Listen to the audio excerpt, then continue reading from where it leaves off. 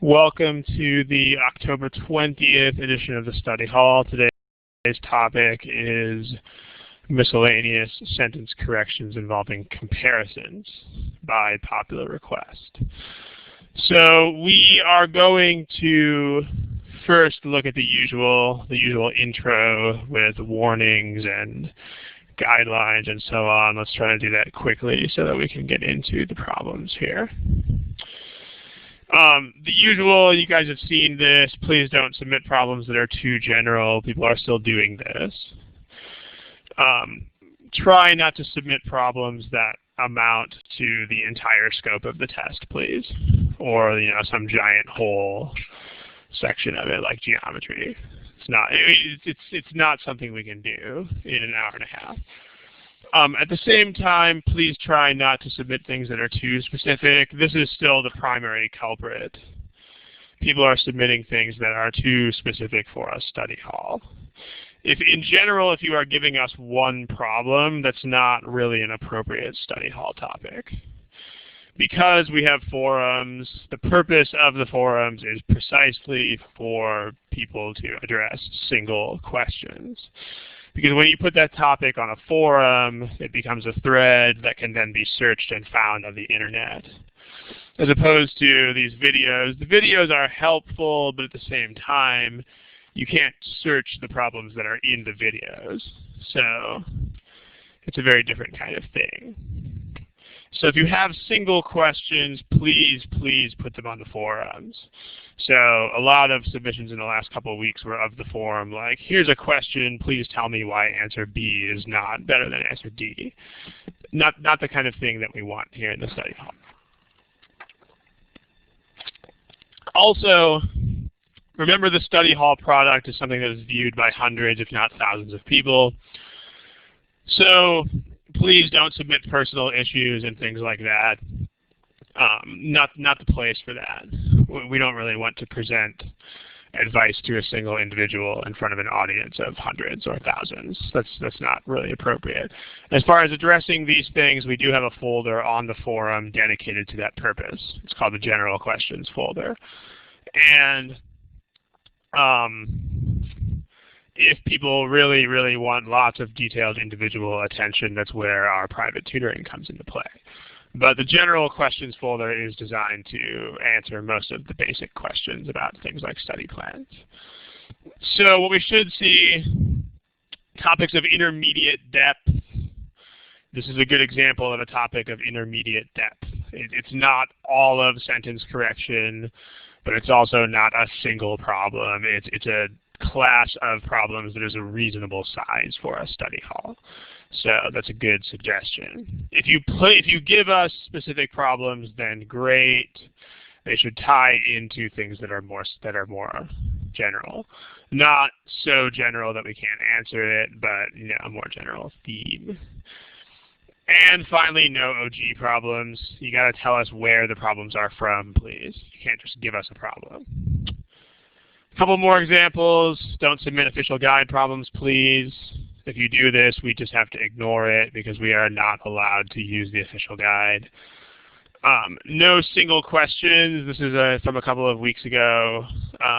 This is a single question. This is the kind of thing you should post on the forum and not here. And in fact, before you post it on the forum, you should search the forum to see if the question has already been addressed. Because our forums have been around for a long time. So the chance that your question has already been addressed on the forum is actually pretty good. Finally, we talked about this last time. Please try not to be demanding and rude and etc. As we said last time, there might be a language barrier here with some individuals, but that's still an issue because remember, this is, broadly speaking, preparation for the business community. And the business community is very sensitive to things like rudeness or demands, especially in the situation where we have a non-paying client and so on. And that's the kind of thing that even if it's unintentional is still a big deal. So if there is anybody in the audience who doesn't really understand why this is not okay, then that's something you should look into, especially if you want to conduct business in the American business community. So, but please try to follow normal rules of etiquette. Here's a couple more examples from the last couple of weeks. 3 more examples of what not to submit.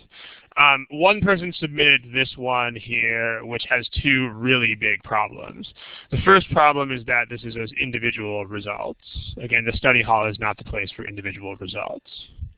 Also, if you dig a little deeper, you'll see this person is not really asking a question that we can answer. Like, this person is basically just saying, I took the test and I found the problems hard, so what should I do? I mean, that's not really a specific question with a specific answer. I mean, this could mean absolutely any type of question at all. So if the person who posted this is out there somewhere, you got to be more specific than this. This is not something that we could, even if we wanted to, we could not answer this question. So it's kind of like saying, I'm unhappy, what should I do, to a psychiatrist. The psychiatrist would have to answer a lot more specific questions first. Second submission, this is another example of what we were talking about earlier. This is a single question that someone posted in the last couple of weeks from the Foundation book. That's not what belongs here in the study hall. This should go on the forum. So if you are the person who posted this if you're the person who submitted this, please post it in the forum in the appropriate folder. And finally, this one. Last 2 weeks I had a question, but it wasn't answered. Do you know when you'll answer it? The first thing that was interesting about this is I looked through the submissions to see if this person had actually submitted a question, and I didn't see one. So maybe there was a problem in the first place.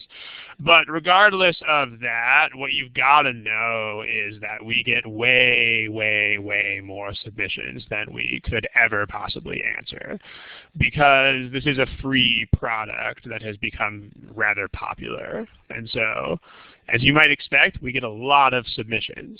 I think in the last 2 weeks alone, we got something like 50.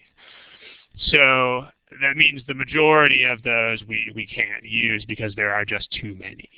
It's kind of like when you write a letter to a popular advice columnist. The odds are that even if your letter is a very good question, they simply won't have the bandwidth to answer it, and they have to pick and choose sort of at random. So same kind of thing here. We get a lot more submissions than we could conceivably use, and so a certain amount of my selection procedure is sort of random. Like I do try to make sure that we do approximately equal amounts of verbal and quad. But other than that, there's not a lot of logic to what gets chosen when, other than it needs to be a good theme. So if we don't address the question that you submit, then I apologize for that in advance, but there is also the option of the forums. I think that's it. That's the warnings. The one other thing that we need to tell you is that we have extensive archives. There are currently something like 50 sessions in the archive, somewhere between 45 and 50. There's a lot of them. So what this means is that your submission may well be already covered. For instance, a couple of people in the last 2 weeks were asking questions such as, what is the basic approach for long reading passages? That is something that already has a study hall. There's already a study hall on basic intro to long reading passages, so please go check it out.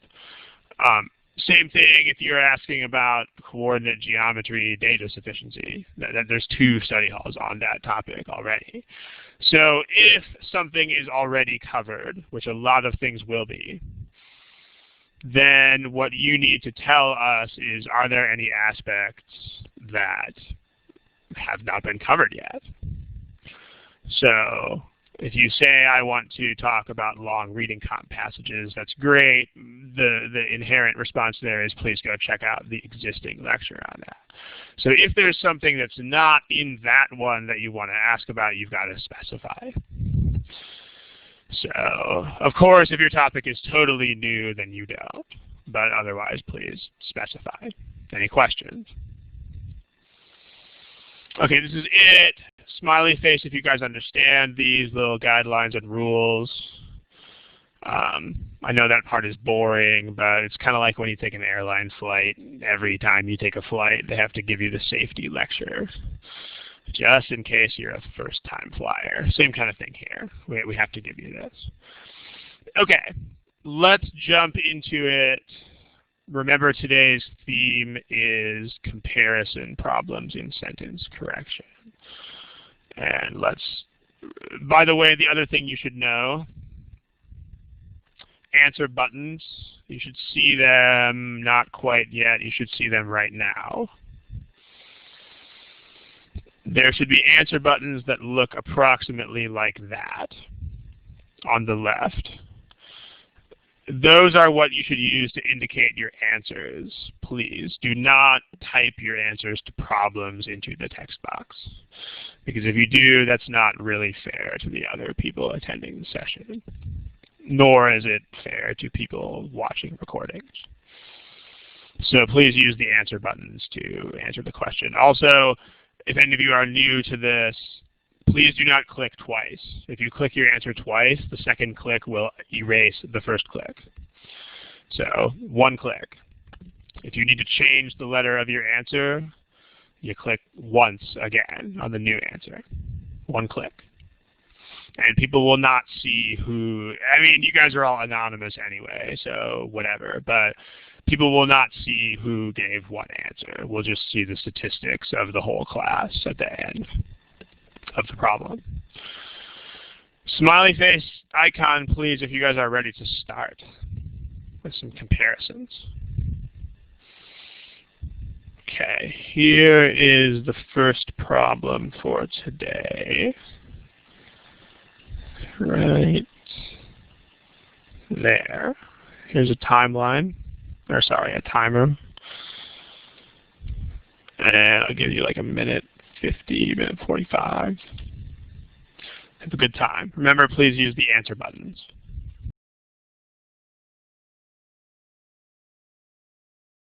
Okay, if any of you are newcomers here, make sure you remember that the GMAT requires you to answer every question before you can move on. So if you have not answered, please answer.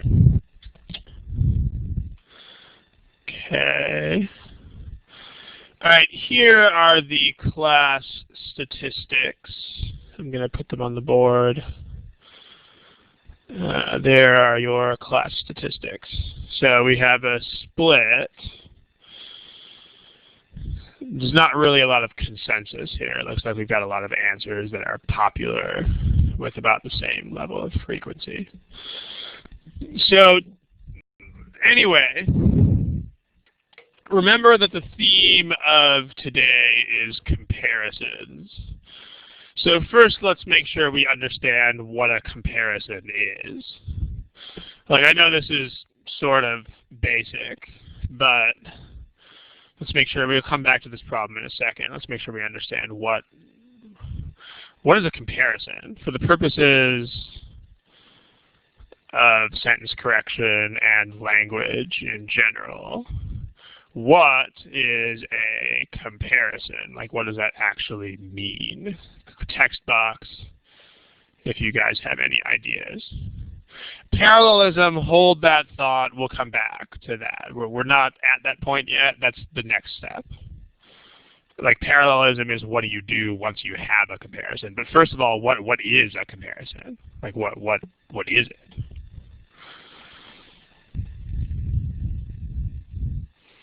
How do you know when you have one in the first place? In other words, is the question.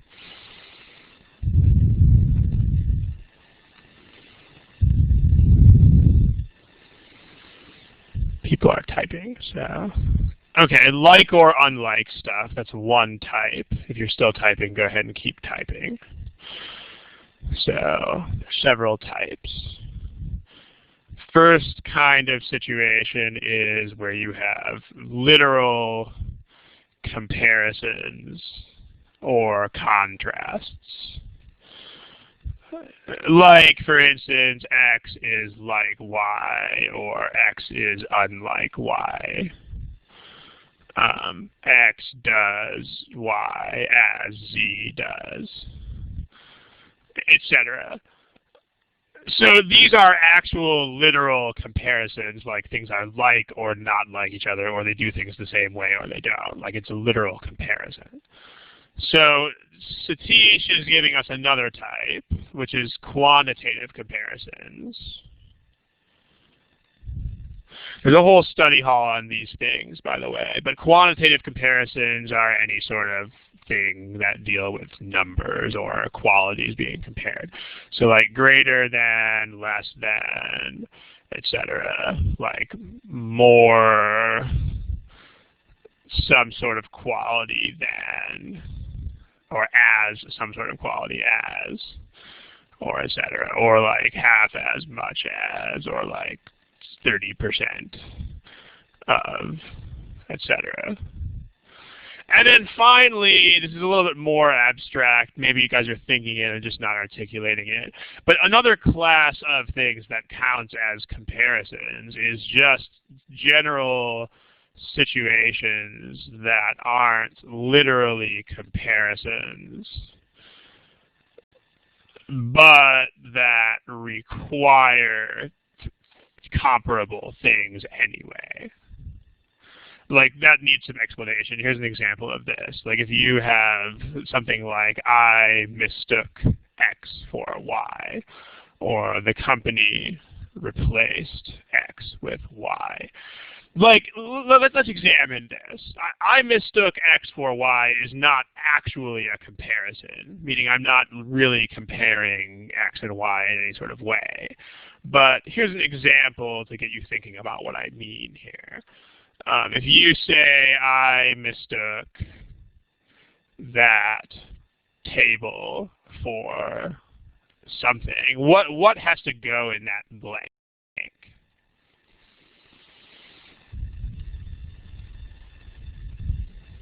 Text box. Could be a chair. Could it be any object? A noun? Because like noun is way too general. The person who said chair or same class as the table, that's the idea.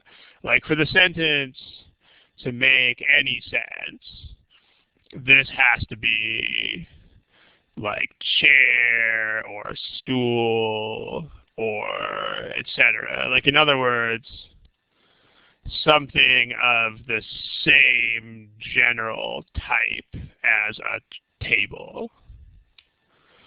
Like furniture or things that are sitting there in rooms or things like that.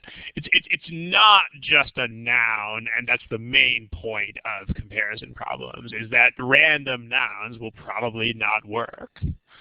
So it can't just be any noun. As an example, try putting a noun like communism in there and see how that works out. I mistook this table for communism. Grammatically, fine, nothing wrong with that, but that's nonsense sentence. It doesn't make any sense at all. So when you have comparisons, that's why this is a comparison. Like unless you are literally crazy, like some sort of weird mental thing where you actually think a table could be communism. Barring that sort of situation, you have to have things that are actually comparable in this kind of situation. Like same thing with this.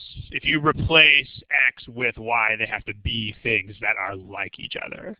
So if X is the company's old work truck, then Y has to be another vehicle. Like the company replaced the work truck with a new van. That works. That makes sense. The company replaced its old work truck with a new building would make no sense. The company replaced its old work truck with communism doesn't make sense. So, and all of those sentences are grammatically fine. They just don't make sense. So these are what comparisons are. There's literal comparisons and contrasts. This is probably the easiest type for you to see. There's quantitative comparisons where you make things numbers or greater than or less than or whatever. And then there's more abstract situations that still require some kind of not literal comparison, but that require you to have things in the same kind of general class. So, smiley face if this makes sense. If you have any questions, please go ahead and type them. Now let's go back to what Maria said before. So how do you handle these things? We've already sort of answered this. But how do you handle comparisons, or like what do we need in the case of a comparison?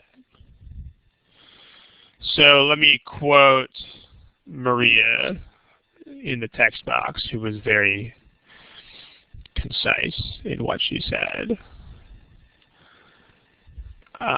Maria said, with gusto, she said, parallelism, exclamation point.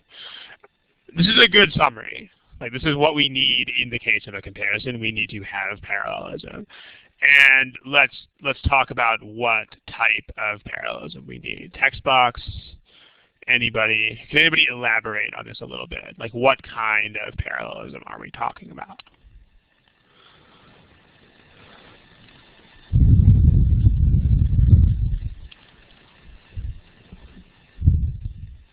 So there's one kind is grammatical.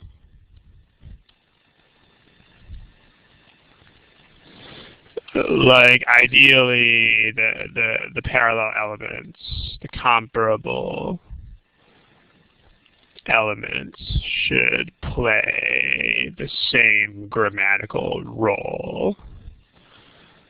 So, i.e., they should be written in grammatical forms that are as similar as possible. This is true. What's the other kind? Satish, that's the right idea, but that sounds like it's copied and pasted from a strategy guide.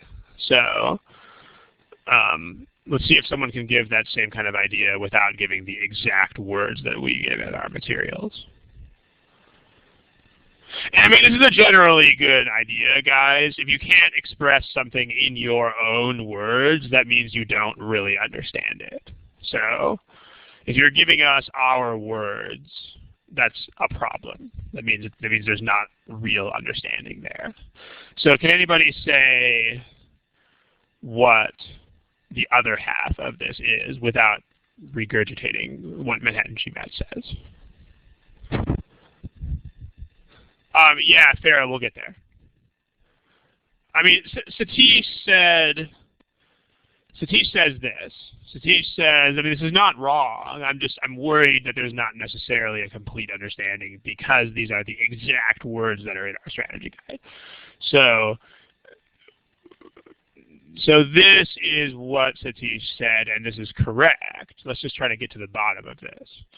So grammatically parallel means what we have up here. They have to look the same from the standpoint of grammar type stuff. So that's this. The question is, what does this mean? Like, when we say logically parallel, what the heck does that actually mean? Text box, if anybody can tell me.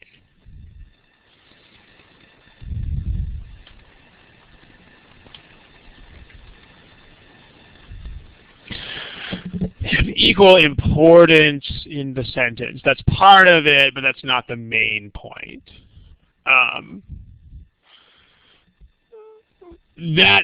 Pablo's saying the two things have to actually be comparable from like a real world common sense kind of point of view. So, right. Like, what logical parallelism means is that the things have to be like each other. So Kurt says same degree of importance. That's part of it. They have to be presented with the same priority. But more importantly, they have to be the same type or class of thing in the same situation.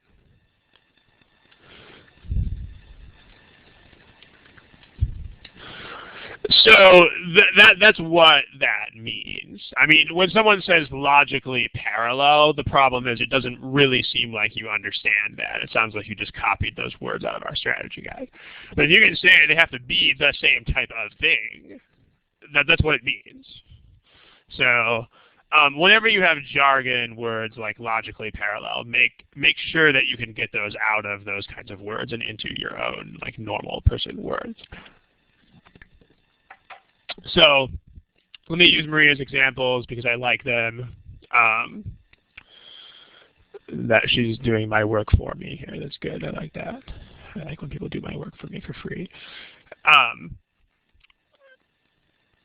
Here's Maria's example. It's a good one. What Maria's example says is this. I was an SAT teacher. Should be is. It's a good job. A duck's feet, let me change that to R because feet is plural. But other than that, this is a good illustration. A duck's feet are bigger than a chicken's. Okay, not a duck's feet. We need to put R there again. Yeah, like in the first example that Maria gives here, the comparison makes sense because this is a duck's feet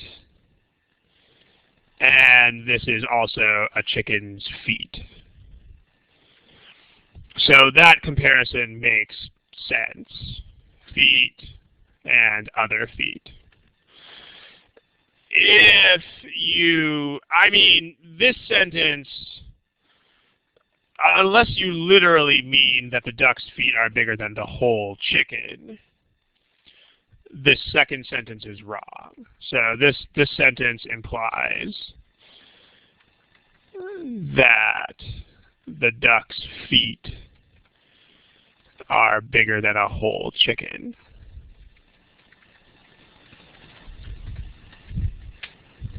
So that's not, that's obviously false if you've ever seen a chicken and a duck before. So that means the sentence is incorrect. A sentence like that could be right if that was what you actually meant.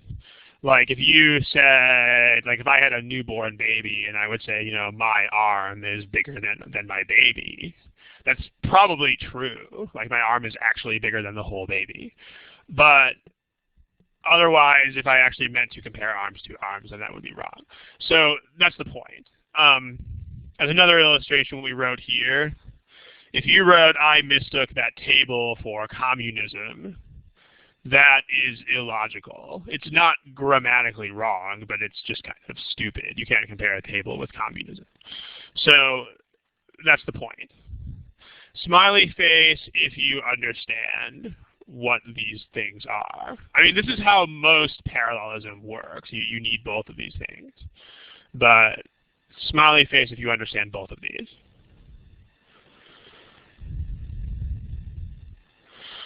Okay. Let me just give a couple more illustrations because a couple people were asking questions in the text box.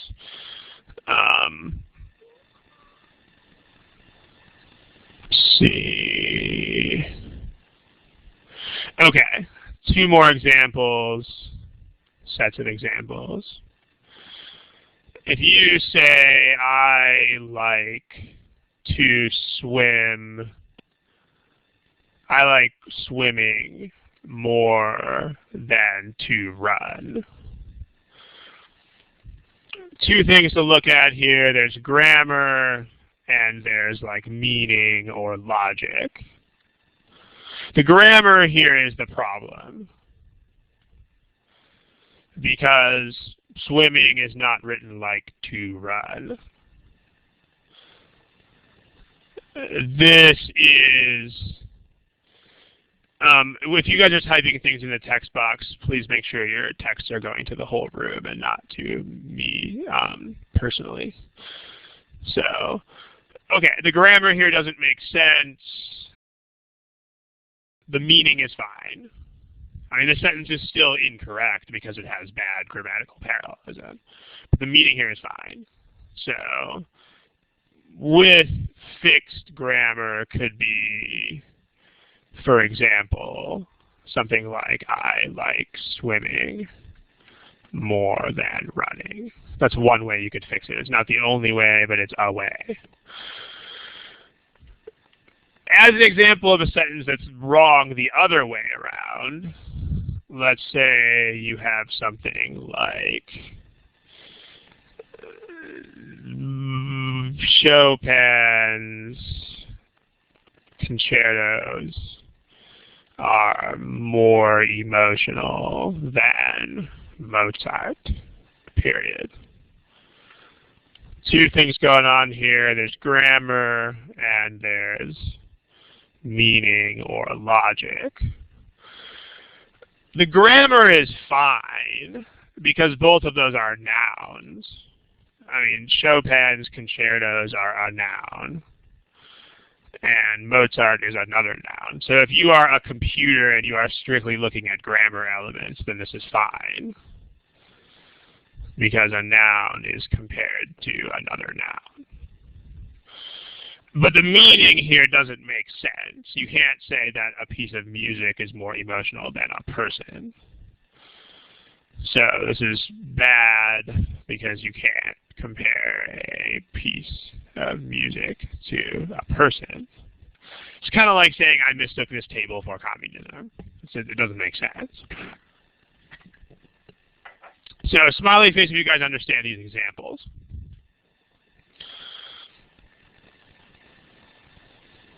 Okay. So the point we want to make here is this. Comparisons are special in the sense that most comparison errors are not grammar. So parallelism, regular parallelism, has a lot of grammatical inconsistencies. But when you deal with comparisons, the vast majority, like most errors, will be errors of meaning or logic. Fewer of them will be grammatical errors. So if you are just looking at grammar, then most comparison errors will go right over your head. And it's important that you know that. So comparisons, the vast majority of errors that you encounter will be stuff like this. This is not a grammatical error. If you are just analyzing grammar, you will not think that anything is wrong with this sentence. But if you think about the logic of the sentence, you will know that it does not make sense. So let's go back to the problem that the class did at the outset of this discussion. That's this problem. So unlike most severance packages, this is setting up a comparison. So that's a direct comparison. That's the kind of comparison that's probably easiest to notice. So unlike most severance packages means that we're setting up a comparison. So what is unlike most severance packages? Text box, please.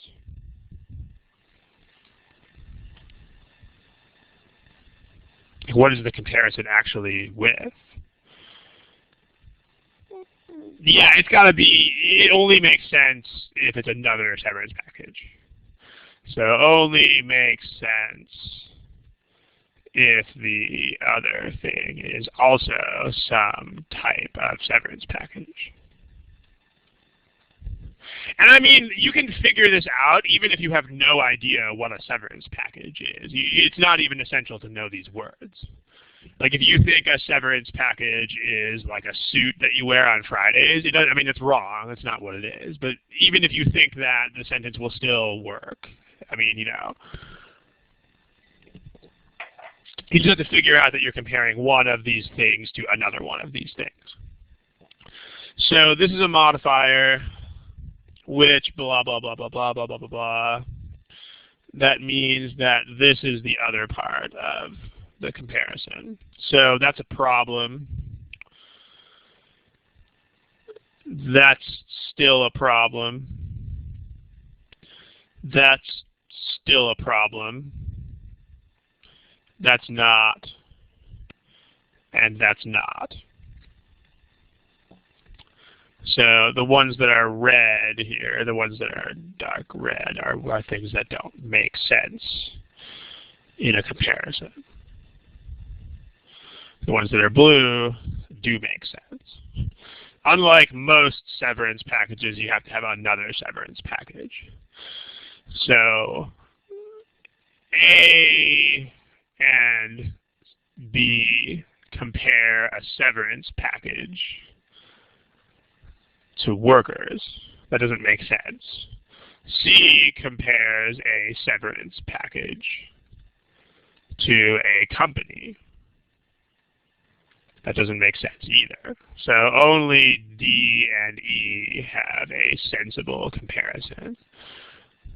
Now, the thing I want you guys to notice is that every one of these comparisons grammatically is fine. They are all fine from a grammatical standpoint. Like, that's a noun, so's that, so's that, so's that, and so's that. They're all nouns.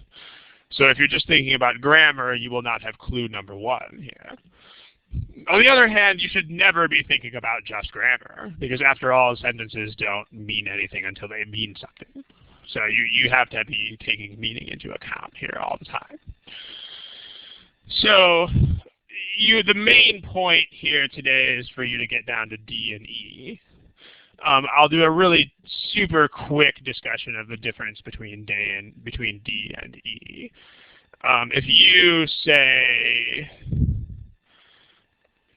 If you say the last day that they are scheduled to collect, that's a problem because the last day that they are scheduled to collect.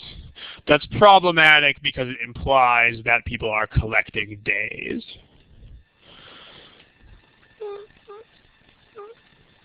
So the way to see that is to think about another construction that's written the same way. Like the last song that I am scheduled to sing. This means I am singing songs, and this is the last one of those. So by extension, the last day that they are scheduled to collect means that they are collecting a bunch of days, and this is the last one. That doesn't make sense. So their last scheduled day does make sense, and then in order to collect is the purpose of that. So E is incorrect because it doesn't mean the right thing. But the main point today is for you to understand the comparison and to be able to very quickly eliminate A, B, and C because they are nonsense. Any questions about this problem, please type the questions in the text box. Otherwise, we will move on. No, the question in the text box, the last song I'm scheduled to sing, this would be fine if that's what I mean. So I'm using this to illustrate what this means. Like, this brown thing is probably fine. This is the last song that I am scheduled to sing. After this, I will go off the stage. But in this context, in the green context, it would be ridiculous. Like, because I don't collect days. I can sing a bunch of songs. The workers are not collecting days. So in this context, this would make sense. In this context, it clearly doesn't. Other questions, text box.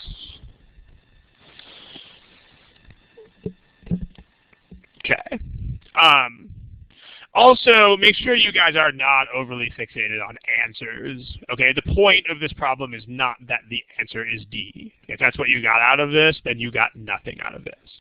The point is, here's how comparisons work, and now because I know this, I can eliminate things. So do not be overly focused on letter answers. That's a very not ultimately productive way to think. Okay, let's try another problem. Let me get one here. There. Here we go. Please answer with the answer buttons. They should be on the left. Some of you have arrived since the last problem, so I'll write them on the board. Please answer with the A, B, C, D, E buttons on the left. Here's a timer. Have fun. Okay, a lot of you are still without answers here, so let me give you 15 more seconds or so to answer the problem. Remember that if you are at the point where you are just staring at a couple of answers, then you might as well just make a guess. Because making a guess after staring for like 30 seconds is not any better than just making a guess right here and now. So if you haven't picked something, then please pick something.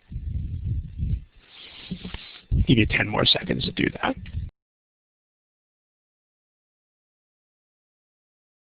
Looks like people have, there's still a couple people not answering. If you are one of the people not answering, then you're not really preparing yourself for the GMAT. Just think on that. So, okay, here's the class statistics. Class statistics are here. So people are all over the place. Let's discuss. Okay. What's the comparison? I mean, it's written in a few different ways. But someone in the text box, please tell me, like, what are we actually comparing in the first place?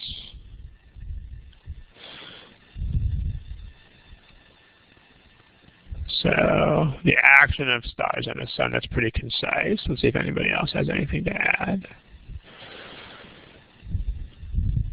Yeah, the comparison, depending on how it's written, it's either like the sun versus any other star, or like action of the sun versus action of any other star. So, okay, the thing you guys have got to realize here is that if it says the sun's core, that's not the sun. So, let me just illustrate this. Like, when you put apostrophe S on something, it becomes an adjective. It's not a noun anymore. So if you say something like, something just made a sound. Sorry.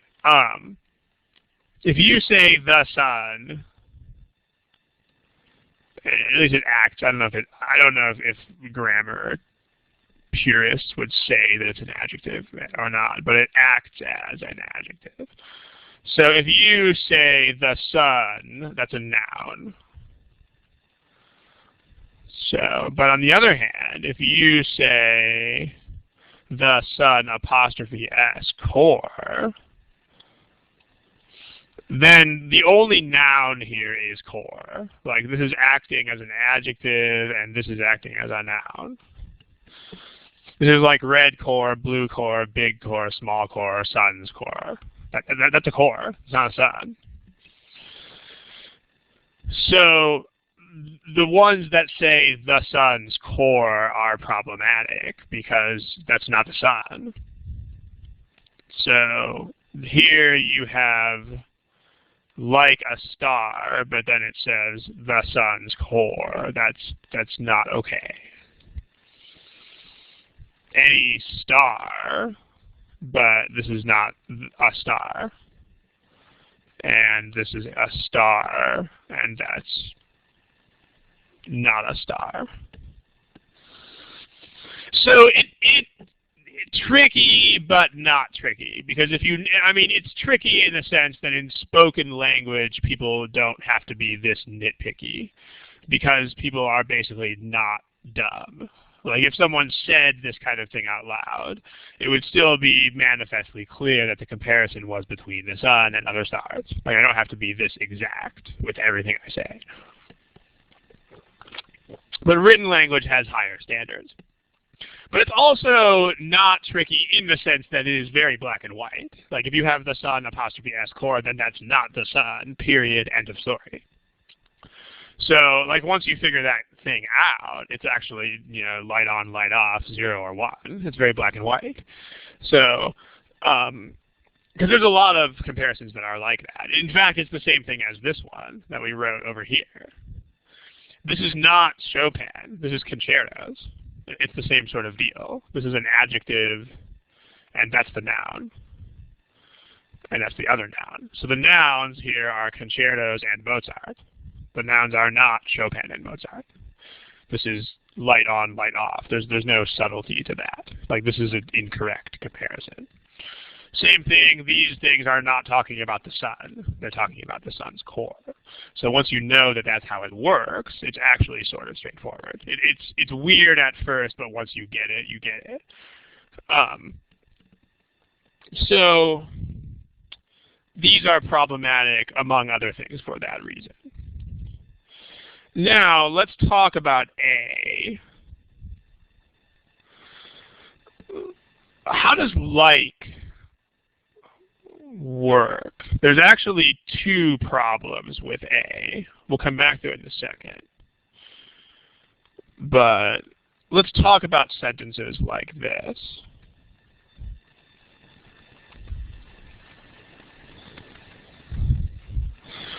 What kind of stuff has to go in those blanks?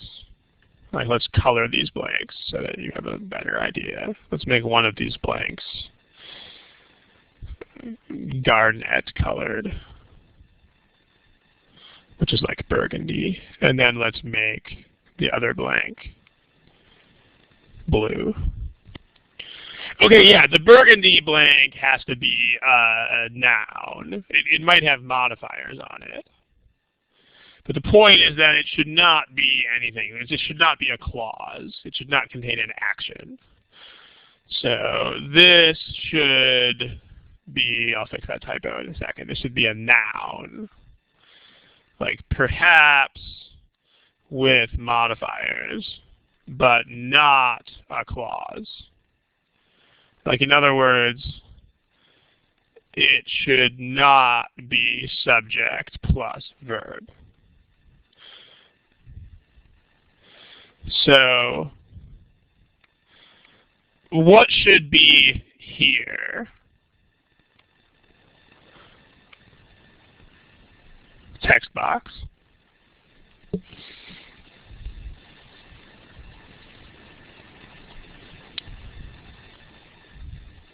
It should start with the comparable noun, and then it should be a sentence. So this should be, if you want to call it, and I think it's called independent clause, but the point is this should be a sentence, and it should start with the noun that's comparable. This should be a whole sentence, which I believe they call independent clause, if you like those kinds of words. And it should start with the comparable noun. So that's how a sentence is starting with like work. So for example, if you say something like,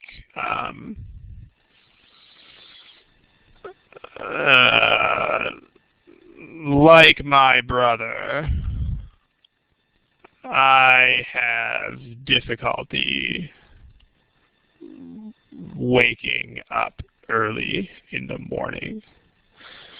So this is a correct sentence. This is a noun. I mean, it could be pronouns as well. Whenever we say nouns, that implies that it could also be pronouns. This is so let me just change that. This should be or a pronoun. anything where you could put a noun, you theoretically can put a pronoun too, if it makes sense. That's why they're called pronouns, because they stand in for nouns. So, like my brother, just a noun. This is the comparable thing. Blah, blah, blah, this is a sentence. I have difficulty waking up early. So this is correct.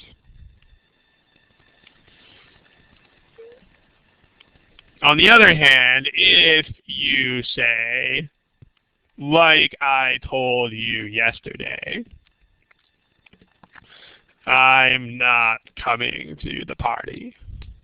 This is incorrect because you cannot follow like with a whole sentence or a clause. Like this is incorrect because that's a clause. Has subject and verb. So this is incorrect. Smiley face if this makes sense.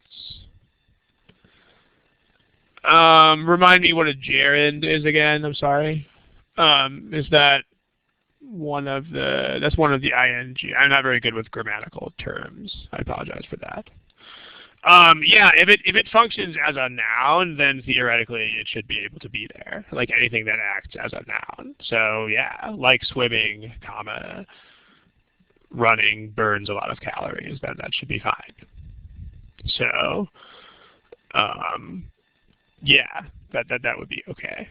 So if that's what, pardon me for not knowing the terms, like swimming, running burns many calories. So yeah, this is totally fine. This is a noun of whatever type. And that's another noun that's comparable to it, and the blue part's a sentence. So this is also correct. The other kind of incorrect like sentence would be, oh yeah, if there's modifiers in there, then that's a different story. So we'll get there. If you say like my brother getting up in the morning has always been hard for me. That's also incorrect because this is the wrong comparison. It's not my brother versus getting up. That's incorrect. My I would have to be at the start of that blue part. So incorrect. Smiley face if you guys understand the examples that are on this page. Okay.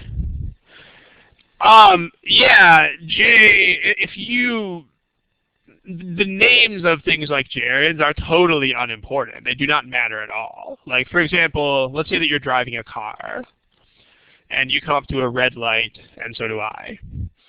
And let's say that you call that red light a red light, and I call it Joe. Then it doesn't matter at all as long as we both stop at it.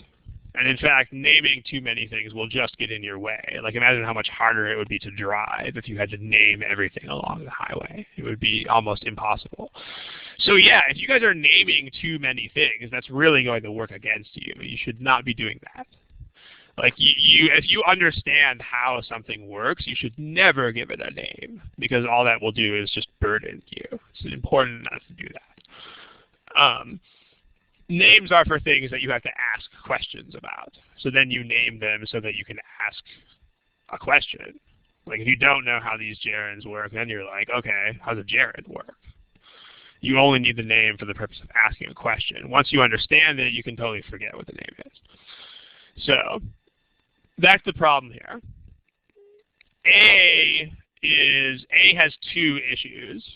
So using the color code that we had over there, number one, that's a clause. So that's already an error. Like clause is bad.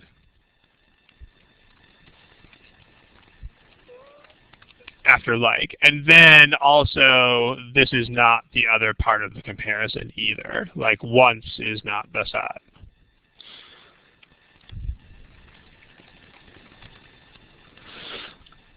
So this is double wrong. This is two different colors of wrong. This. That leaves us with E. This comparison is written a little bit more like fluffily, but it's the only answer here that's actually right. Notice you do have a star and a sun, and this is not like, so you don't have this kind of restriction like you do on the other page. Like as actually should be followed by a clause in this kind of situation. Questions about this problem, please ask. I see a couple people typing stuff. Pablo says,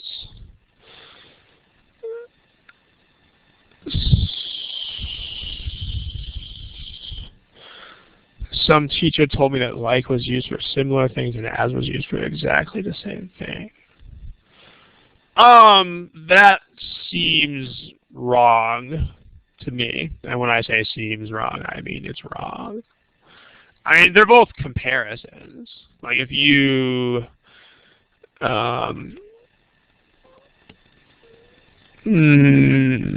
let's see. Here's the question that I'm answering right now. Pablo's question is that. This is not true. I mean, exactly the same thing would be sort of pointless, because what would be the point of making a comparison?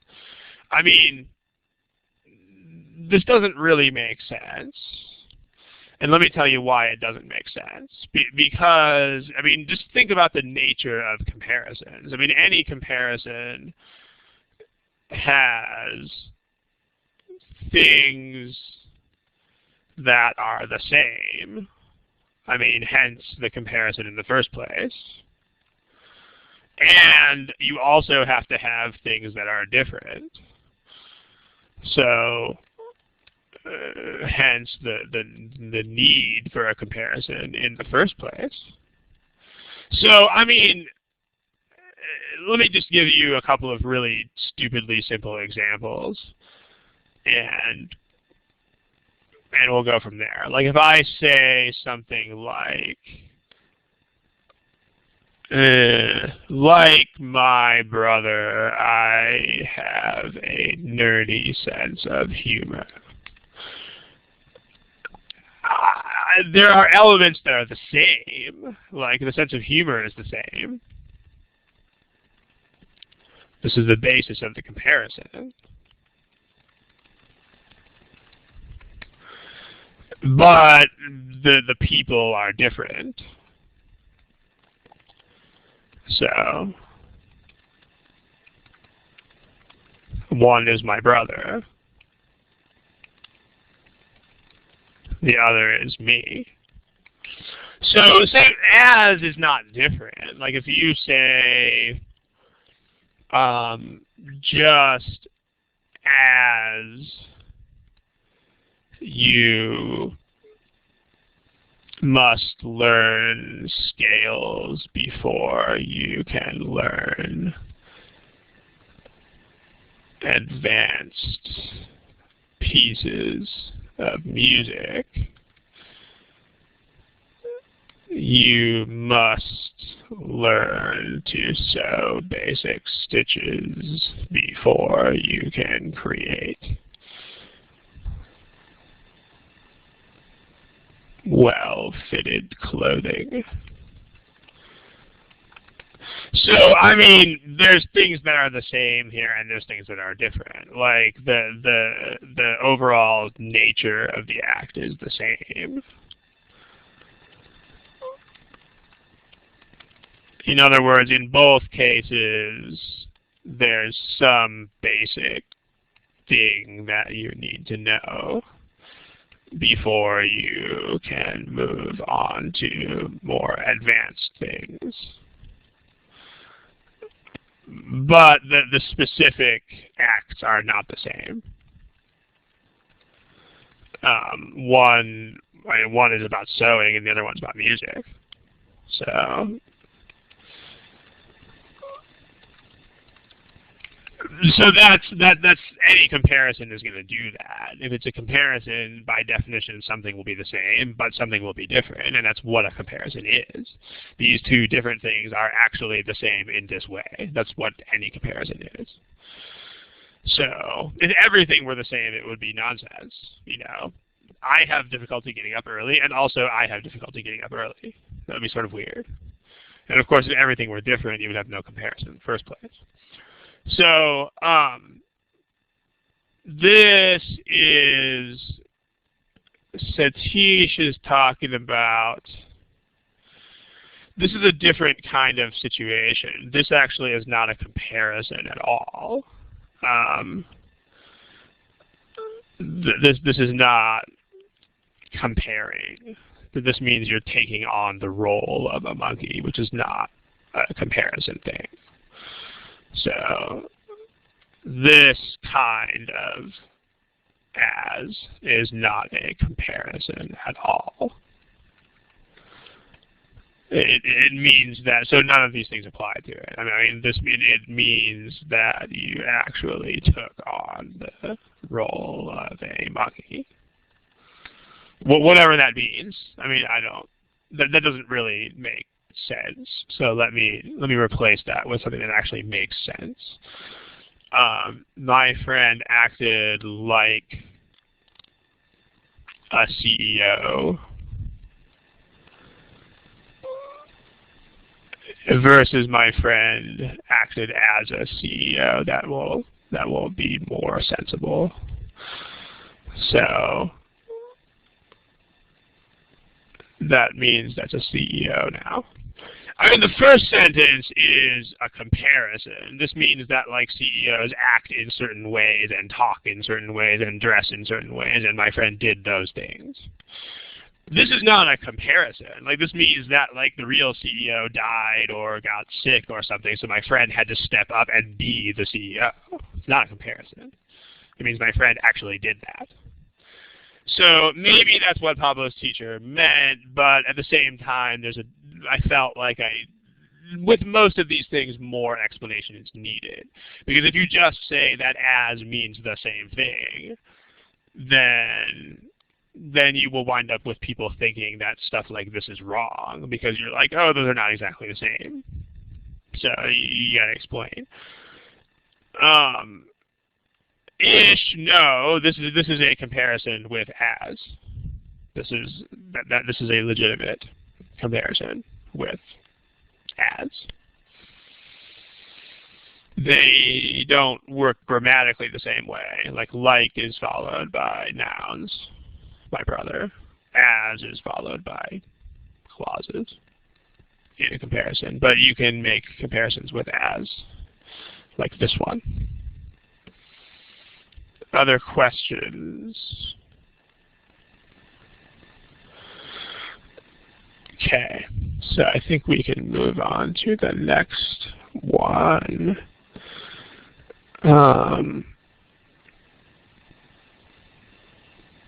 Sarah, the one you asked about, you're not gonna see that for reasons that are well beyond what's tested on this exam. So the super quick answer to your question is you wouldn't put that kind of thing at the beginning of the sentence, but you could see it at the end.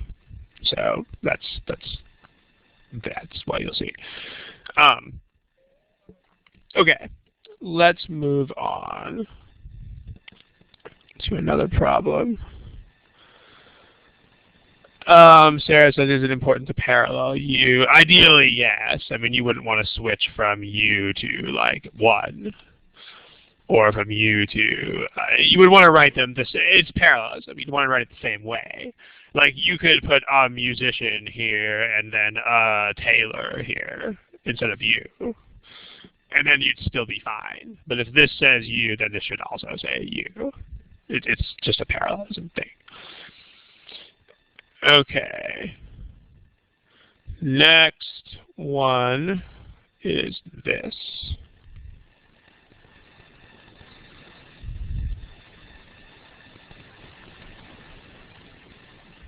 I'll give you less time because this is really short. How about 1 minute?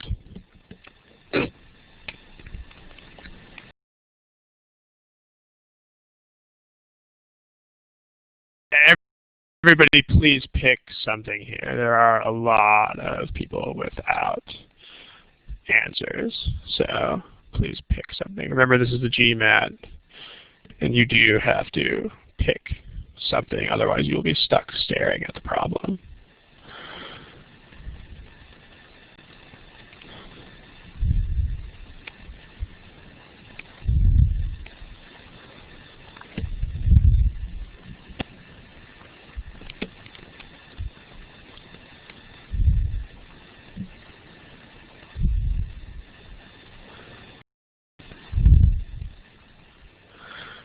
Okay. So let's take a look. Some of you still don't have answers. If you don't have an answer, remember that you're not really preparing for this test, because you got to answer the questions. There you go. Kurt, I'll have to go back and check that out at the end. Okay, so let's look. We do have a consensus of sorts. It's still a weak consensus. It's only about 1/3 of people, but it's still some sort of consensus. So let's talk about the comparison here. The comparison is, it should be pretty clear what is compared. So what's compared is traditional pharmacies versus online drugstores. So that is enough to get rid of E, because this is traditional pharmacies. That means that you would need to have online drugstores right there. And you don't. So E is wrong. Any questions about that? Okay. Now that's the only one with like. This is a couple of other miscellaneous things going on here. If you have as in a comparison, let's review what we said about that. This is a clause, meaning it's something with a subject and verb of its own. It's like a sentence. In comparisons, as should be followed by a clause with subject and verb. So basically a sentence. So as this is a sentence by itself, you must learn scales before you could learn to play advanced pieces. That's a sentence all by itself. That's how comparisons with as work. Notice that's not a comparison, so that's exempt from this kind of requirement. But when you have as in a comparison, you got to have a clause after it. So this is not okay for that reason. That is, the as in a comparison needs a whole clause, not just a noun. So that is bad. Or it needs, or it can have a prep phrase. Let me illustrate that also. Farah, I don't know chapter numbers, but if you found a chapter on comparisons, then that's where this stuff would be. With as in comparisons, should be followed by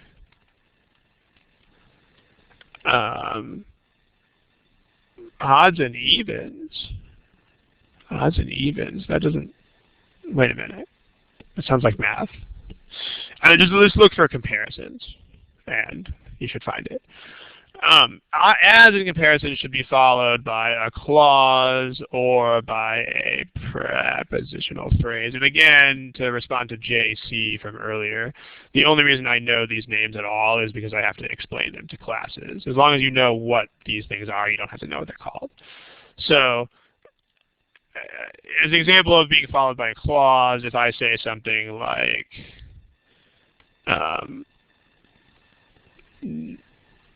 let's see, Joe gave 10% of his salary to charity this year as he did last year. He did last year is a clause. Has a subject and a verb, so that's fine. Or you can have a prepositional phrase. So if you say the weather is hot and dry in Nevada as it is in Arizona. That's a clause, or you can say as in Arizona the weather is hot and dry in Nevada. So as it is in Arizona is still a clause. It's a prepositional phrase, as in the case of, whatever. So this is a clause in choice C. Is the case. It's a weirdly written clause, but it's still a clause. Like, that's like saying the case is. So that's fine. And so is that. This is a prepositional phrase, so that's grammatically also okay. Now, the problems with A and B are, there's a few things wrong with these. The most glaring issue with A is the it. That's a pronoun, and it doesn't stand for anything at all. Like, remember, the word it here would have to have a noun to stand for. It doesn't have one. So the pronoun it in choice A doesn't stand for anything. If you don't understand that, you can ask a question in the text box. Otherwise, you're good. The problem with B is that it's not really true. Like, with the case here is incorrect because it's not sensible. Like, if you look at this sentence here, this is actually in Arizona. Like, we're talking about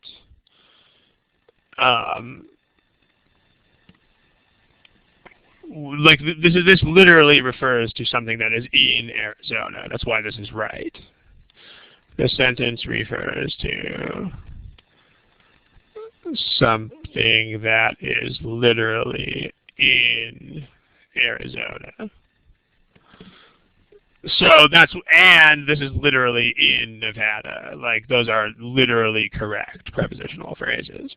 The problem with here is that it doesn't make sense. Like, nothing is with the case of traditional pharmacies. Like, what this is spoken English sneaking into the guise of written English, because people talk like that all the time.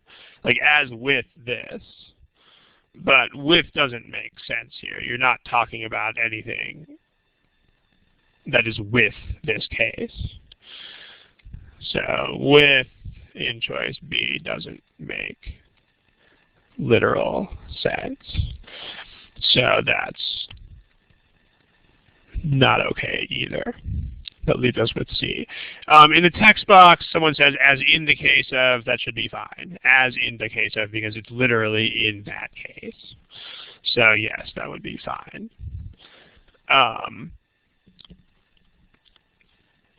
That leaves us with Z. As is the case with traditional pharmacies clause, prescriptions are the cornerstone of a successful online drugstore. So there you go. The Deadly Five thing is something in the strategy guide referring to the 5 most commonly tested pronouns. As long as you know to look at pronouns when you see them, that's the point. So the Deadly Five thing is meant to remind people that when they see an it or a they or something like that, I forget what all 5 of them were, but any pronouns, if you see a pronoun, you better go look for something that it stands for. It is raining, you're not going to see in a formally written sentence, because that if you're extremely formal in your writing, then it is raining actually has issues. But they won't put that on the test. So, Satish, you don't have to worry about it. Okay, any other questions about this problem? If not, we can try to sneak in one more. Okay. Let's see. How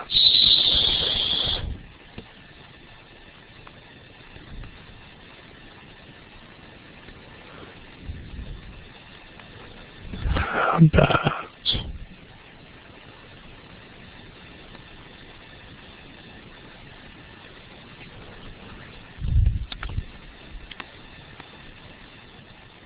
let's do this one. Right here.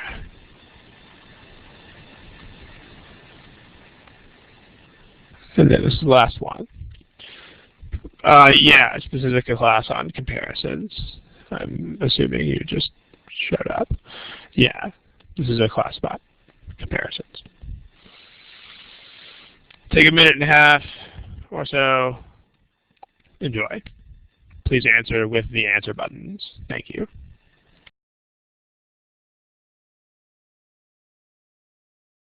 Okay, ladies and gentlemen, it's getting to be that time. So make sure that you indicate an answer pretty soon.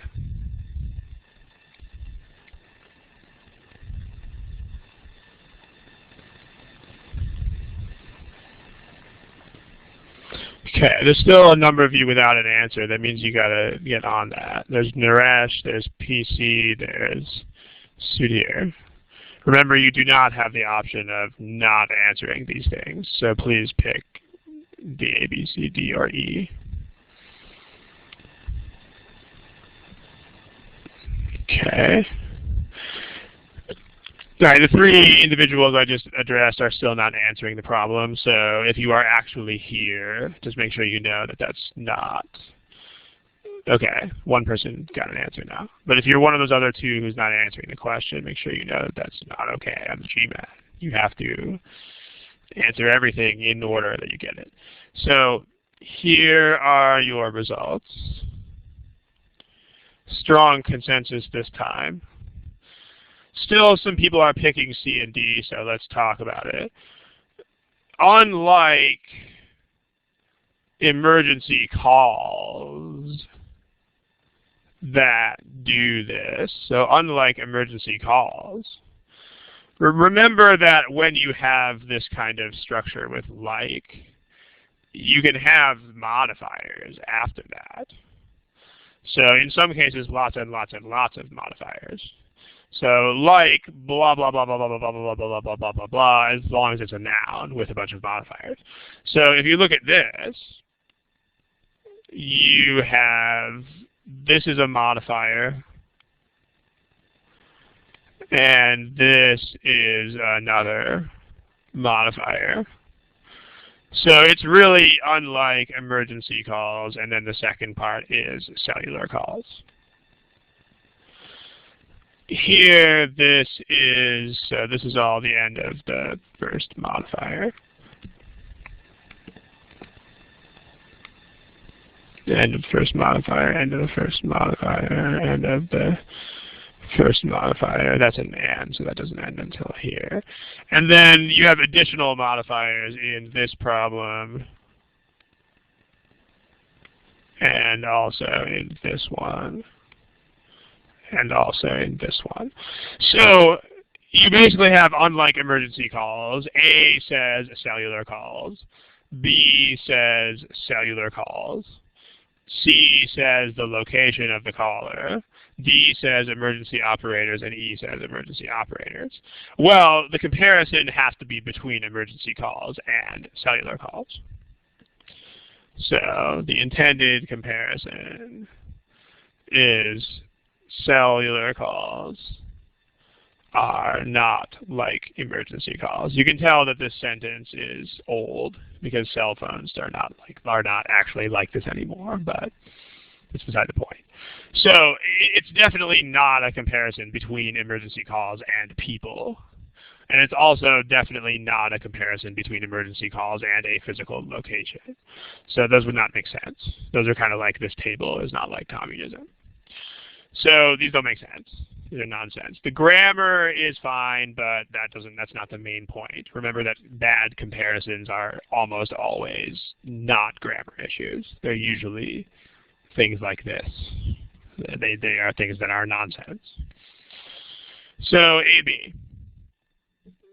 Nobody picked A, so there should be some explanations forthcoming here. Why did you guys eliminate A? What's wrong with it? Yeah, where is a problem? Because this is not, it's actually kind of funny if you think about it. Choice A is actually saying that they tell the operator these things inside the phone lines. So they actually deliver this message to the operator inside the phone lines. That would be an awfully small operator. So that's not how this works. So where is incorrect? Again, it's not grammatically wrong. There's nothing grammatically wrong there at all. It's nonsense. Modifier errors also tend to be nonsense and not grammatical problems. So A is just ridiculous, so A is wrong.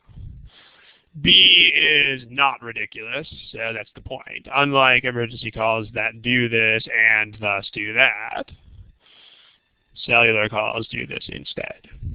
So B is correct. Again, the goal of today is to get you to a place where you can eliminate C, D, and E really quickly. Because like as soon as you see unlike emergency calls, you should be like, what is unlike emergency calls? And boom, okay, it's cellular calls. Questions? If you have any questions, fire away. No, I know Kurt has a question. I'll take that one in a sec. Some other people are typing things. Then we're getting ready to close here, ladies and gentlemen. You can wait and see what you guys are typing.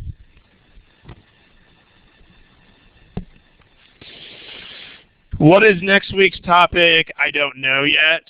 In general, I don't pick topics until the day of or the night before the study hall, because the topics are based on submissions. So the submissions for the next study hall have not happened yet. Let's see.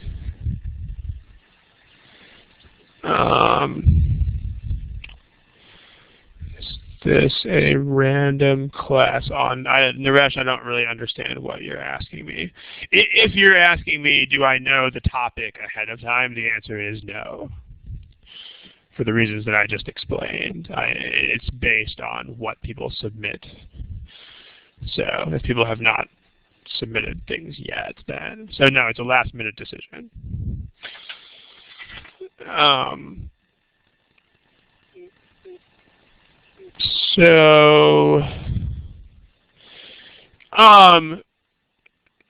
Satish, no. I mean, there's no such thing as a cellular line in the first place. That's actually the whole point of cellular phones, is that they don't have telephone lines. So that would be not be a sensible comparison, because cell phones don't have lines. So the comparison is emergency calls and cellular emergency calls. I mean, if you want, it's emergency calls through telephone lines versus emergency calls on cellular phones. I mean, you could do that. But as long as the comparison is calls versus calls, then it's a legitimate comparison. So, yeah. There's no question as to which of these comparisons is the best. Like, remember that you don't have to create the sentence from scratch. What you have to do is decide which of the existing options is best, which is a much easier task than trying to write a perfect sentence. So I hope that helps. So yeah, you're not entirely off with that thought, but it's not something you have to do. It's not weekly, it's every other week, it's every other Thursday. So the information is on if you Google Thursdays with Ron, you will find the information. Kurt, you asked a question a while ago about store. I wouldn't say that's totally wrong. In general, they don't really have word choice issues like that. Because that would be something that non-native speakers would just get killed by. So, I mean, you can have a store of energy. I mean, it doesn't mean you have a retail store. But in general, those kinds of diction issues are not going to be tested, so you can rest easy there. It's not every Thursday. If you go back and look at the list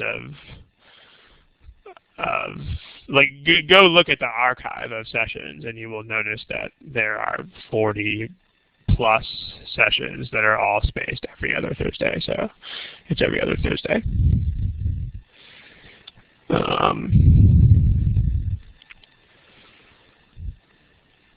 Ollie, if a correct verbal question takes 3 or more minutes, that probably means that you are not good enough at reading English yet. That's probably not the answer you wanted to hear, but if you are taking that long on average, then it probably means you're not ready to take this test yet. It means that you should walk away from it for a while and get better and faster at reading professionally written English. That's unfortunately what that would mean. Because 3 minutes per question is a lot of time. That's almost twice as much time as you have. So if it's taking you that long, then it means you don't process the English fast enough yet, unfortunately. We got to close here, guys, in a second. So if you have any other business-related questions or something, you can throw those at me now. Otherwise, let's kill it. I'm going to turn off the recording at this point. So have a great 2 weeks. Good night. Good luck.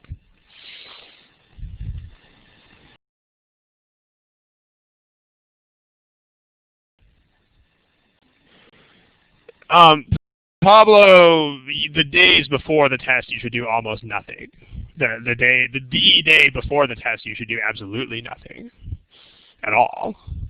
You should kind of chill out, go see a movie, hang out, eat, sleep. Don't do the GMAT. You need to start stepping down the amount of work that you do as you approach the test. And the day before the test, you should be doing nothing. It's a lot like an athletic competition. If you have a big running race or a big game tomorrow, you don't train hard today. In fact, you don't train at all today. You just chill. Very much the same thing. Okay, I'm going to kill the recording. Good night. Good luck.